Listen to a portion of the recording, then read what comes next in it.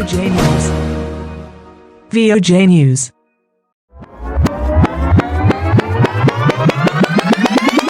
Joe Biden America के साबिक सदर डोनाल्ड ट्रंप को शिकस्त देने के बाद अमेरिका के 46वें सदर मुंतखब हो गए हैं और अमेरिका की तारीख के वो सबसे उम्र रसीदा सदर होने का हल्फ उठा चुके हैं। वो अमेरिका के पहले सदर हैं जो 78 साल की उम्र में सदर की कुर्सी पर बैठे हैं। जो बाइडेन का माजी क्या है और अमेरिका की जमहूरियत क्या है और अमेरिका का सदर बनने के लिए उनको किन किन हालात का सामना करना पड़ा, आइए आपको जो बाइडेन की जिंदगी के मुतालिक चंद मालूमात फ्राहम करते हैं। जो बाइडेन 20 नवंबर 1942 को अमेरिका की रियासत पेंसिल्वेनिया के एक मेहनत मजदूरी करने वाले माँ बाप के यहाँ पैदा हुए। जब वो 10 साल के थे तो उनकी फैमिली पेंसिल्वेनिया से अमेरिकी रियासत डेलीवर मुंतकिल हो गई। जो बाइडेन के वालिद ने अमेरिकी रियासत डेलीवर में कारों के सेल्समैन होने की हैसियत से अपने रोजगार का आगाज किया। जो बाइडेन ने 1965 में यूनिवर्सिटी ऑफ डेलीवर से हिस्ट्री एंड पॉलिटिक्स में ग्रेजुएशन की डिग्री हासिल की। 3 साल बाद जो बाइडेन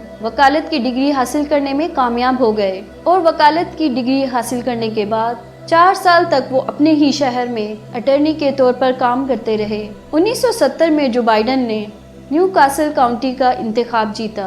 फिर 2 साल के बाद 29 साल की उम्र में अमेरिकी सेनेट का इलेक्शन जीतने में कामयाब हो गए। अब आप देखें कि जो बाइडेन अमेरिका के किसी वडेरे सरमायादार या जागीरदार का बेटा नहीं है।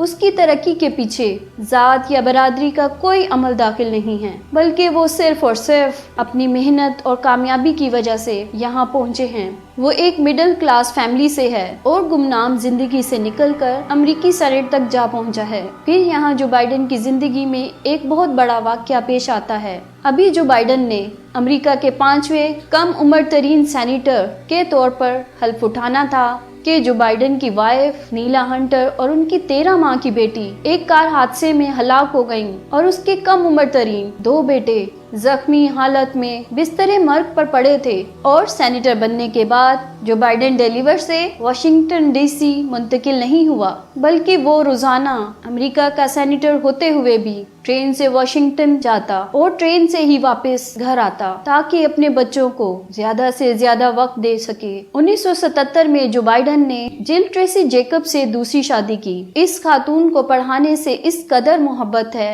कि वो दुनिया को अपना तारुफ लाइफ लॉन्ग एजुकेटर कहकर करवाती हैं। उनका कहना है कि पढ़ाना मेरा काम नहीं है, बल्कि यही मेरी जिंदगी है। इस खातून का ये अमल इस बात की भी वजाहत करता है कि ये लोग बाइबल के किस कदर करीब हैं और उनके अमल से बाइबल की तालीम झलकती है, क्योंकि बाइबल में ये लिखा है, काम या कलाम जो भी करते हो ये जान कर करो कि खुदावंद के लिए करते हो। बराक ओबामा जिस दौर में अमेरिका के सदर थे तो उस वक्त जो बाइडेन नायब सदर थे, मगर उस वक्त भी अमेरिका के नायब सदर की बीवी होते हुए भी वो नौकरी कर रही थी और यूनिवर्सिटी में पढ़ा रही थी। जो बाइडेन 2009 में अमेरिका के नायब सदर मुंतखब हुए, मगर वो नायब सदर ऐसे ही माँ बाप की करप्शन की दौलत या बाप के नाम की वजह से नायब सदर के ओहदे तक नहीं पहुँचे, बल्कि वो 36 साल तक सेनेटर की हैसियत से काम और मेहनत करते रहे, जिसमें से 8 साल तक अमेरिकी जुडिशरी कमेटी के चेयरमैन रहे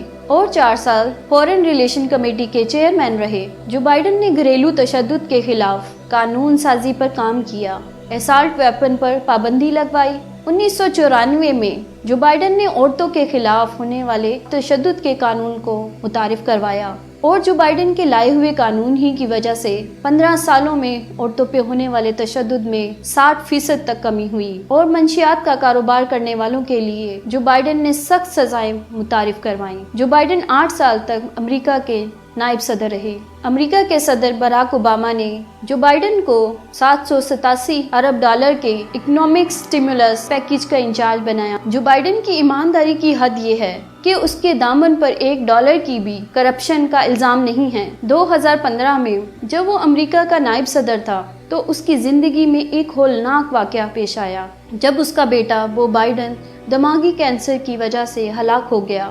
جس وقت جو بائیڈن کینسر کی وجہ سے شدید بیمار تھا، تب اس نے اپنی جاب سے ریزائن دینے کا فیصلہ کیا۔ آپ اس بات پر غور کریں کہ جس کا باپ امریکہ کا نائب صدر ہے، وہ شخص کینسر کی حالت میں بھی جاب کر رہا ہے، اور جو بائیڈن نے اپنے بیٹے کی فیملی کو سپورٹ کرنے کے لیے اپنے گھر کو بیچنے کا فیصلہ کیا۔ وہ چاہتا تو امریکہ کا نائب صدر ہونے کا فائدہ اٹھا سکتا تھا، مگر اس کی نظر قومی خزانہ یا کسی ہیر پھیر پر نہیں تھی، بلکہ اپنی ایمانداری پر ہی ٹکی رہی، اور یہ ایمانداری اسے مسیح یسوع کی تعلیمات سے ملی، اور یہ مسیحی تعلیمات ہی ہیں جو مسیحی ممالک کی ترقی کا حسن ہے۔ اور جب یہ بات باراک اوباما کو پتہ چلی تو اس وقت اس نے جو بائیڈن کو گھر فروخت کرنے سے منع کیا اور اسے اپنے پاس سے مالی مدد کی پیشکش کی۔ جو بائیڈن کی ایمانداری اور انتھک محنت کا پھل اسے یوں ملا کہ اگست 2020 میں ڈیموکریٹک پارٹی نے اسے اپنے صدارتی امیدوار کے طور پر نامزد کر لیا۔ لیکن یہ نامزدگی اسے ہماری طرح موروثی، خاندانی یا آمریت کی وجہ سے نہیں ملی، بلکہ اسے صدارتی امیدوار نامزد ہونے سے پہلے اپنی ہی پارٹی کے 28 امیدواروں سے مقابلہ کرنا پڑا۔ مسیحی ممالک کی سیاست کا حسن دیکھیے کہ 1988 میں بھی جو بائیڈن نے صدارتی الیکشن لڑنے کا فیصلہ کیا تھا، مگر ایک چھوٹے سے الزام پر ان کو صدارتی انتخابات کی مہم سے خارج کر دیا گیا تھا، اور وہ الزام یہ تھا کہ جو بائیڈن نے صدارتی انتخابات کی مہم کے دوران جو تقاریر کی ہیں، ان کا کچھ حصہ برٹش کے کسی سیاستدان کی تقاریر کا حصہ ہے۔ بظاہر یہ ہمارے لیے ایک معمولی سی بات ہے، لیکن یہ ان کے نزدیک ایک چوری ہے۔ اپنے کردار پر نظر کریں اور غور کریں، ہماری ترقی کیوں رکی ہوئی ہے؟ خدا ہمارے ملک کو امریکہ جیسی برکات سے کیوں نہیں نواز رہا؟